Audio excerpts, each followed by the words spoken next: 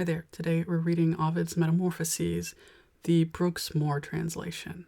Lycaon transformed into a wolf. When from his throne supreme the son of Saturn viewed their deeds, he deeply groaned, and calling to his mind the loathsome feast Lycaon had prepared, a recent deed not common to report, his soul conceived great anger. Worthy Jove, and he convened a council. No delay detained the chosen gods. When skies are clear, a path is well defined on high, which men, because so white, have named the Milky Way. It makes a passage for the deities and leads to mansions of the thunder god, to Jove's imperial home. On either side of its wide way, the noble gods are seen. Inferior gods in other parts abide, but there the potent and renowned of heaven have fixed their homes. It is a glorious place. Our most audacious verse might designate the palace of high heaven. When the gods were seated, therefore, in its marble halls, the king of all above the throng sat high, and leaning on his ivory scepter thrice and once again he shook his awful locks, wherewith he moved the earth and seas and stars, and thus indignantly began to speak.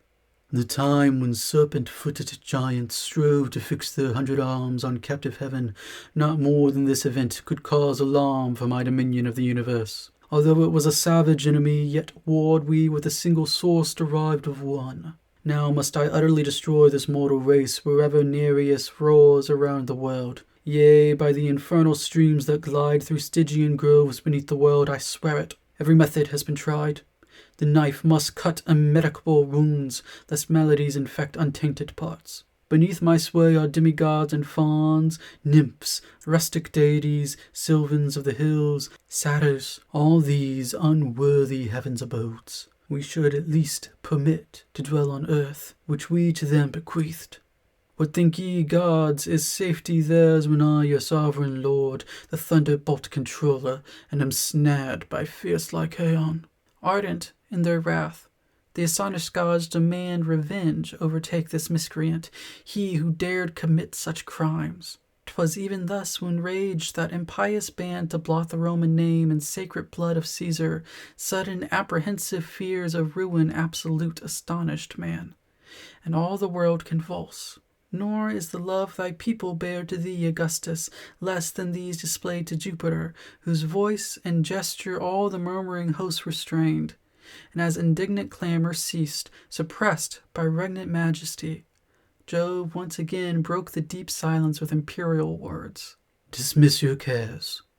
He paid the penalty, however, all the crime and punishment now learned from this. An infamous report of this unholy age had reached my ears, and wishing it were false, I sloped my course from high Olympus, and, although a god, disguised in human form, I viewed the world. It would delay us to recount the crimes unnumbered, for reports were less than truth.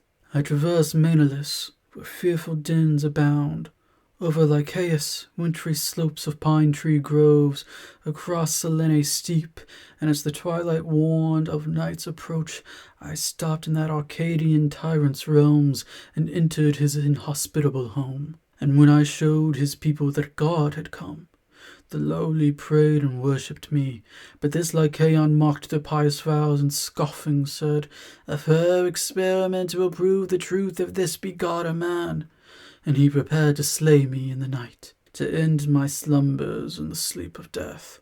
So made he merry with his impious proof, but not content with this, he cut the throat of a Molossian hostage sent to him, and partly softened his still quivering limbs in boiling water, partly roasted them on fires that burned beneath. And when this flesh was served to me on tables, I destroyed his dwelling, and his worthless household gods with thunderbolts avenging. Terror-struck he took to flight, and on the silent plains is howling in his vain attempts to speak. He raves and rages, and his greedy jaws, desiring their accustomed slaughter, turn against the sheep, still eager for their blood. His vesture separates in shaggy hair, his arms are changed to legs, and as a wolf he has the same grey locks, the same hard face, the same bright eyes, the same ferocious look. Hi, thank you so much for listening or watching just for tuning in. Like, comment, subscribe if you feel like it. That really helps out me and the channel. Join me over on Patreon if you would like, where you'll be able to get these videos earlier, as well as early access to other content from my other channels. You'll also be able to have a voice in what other things I will be reading and uploading. You can also pick up copies of my books, Butterfly Snuff and A Museum of Art and Eggs, 2 poetry collections, available wherever you get your ebooks and in paperback and hardback on Amazon. Thank you.